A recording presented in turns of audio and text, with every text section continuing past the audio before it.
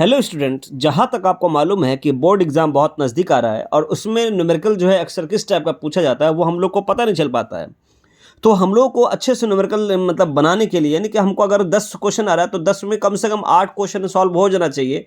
ठीक है, उसको सॉल्व करने के लिए हमें कुछ ऐसे क्वेश्चंस को प्रैक्टिस करना पड़ता है जिससे हमारा एग्जाम में पूरा का पूरा सवाल न्यूमेरिकल हो या चाहे थ्योरी हो, सब अच्छा बन जाए। तो चलिए हम उसी के बिहाफ पे हम एक न्यूमेरिकल देखने जा रहे हैं जो न्यूमेरिकल हम लोगों के लिए बहुत इंपॉर्टेंट है। ठीक है, सवाल कह रहा है क्या कि एक गसियन सरफेस है जो कंटेन करता है 3 चार्जेस। एक चार्ज माइनस क्यू है, प्लस 2 क्यू है और क्या है, माइनस क्यू है।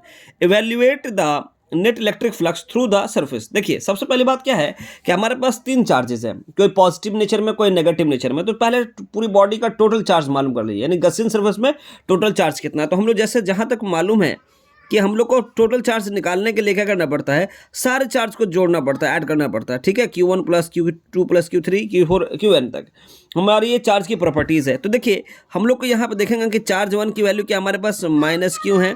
ठीक है, दूसरा चार्ज क्या हमारे पास 2Q है, तीसरा चार्ज क्या है माइनस क्यू है। ठीक है, अब जब इसको जोड़ते हैं तो माइनस क्यू क्या हो जाएगा, -2Q, प्लस 2Q क्या हो जाएगा, 0। यानी कि चार्ज कितना हो गया हमारे पास, गसन सरफेस में 0 हो गया। तो क्या फ्लक्स ला सकता है किसी बॉडी में? बिल्कुल नहीं ला सकता। इसका मतलब है कि इलेक्ट्रिक फ्लक्स का फॉर्मूला हम लोग क्या सॉल्व करेंगे, इलेक्ट्रिक फ्लक्स का फॉर्मूला हम लोग क्या लिखेंगे, चार्ज बाई एप्सिलॉन नॉट, है ना, ये गॉस लॉ का फॉर्मूला है।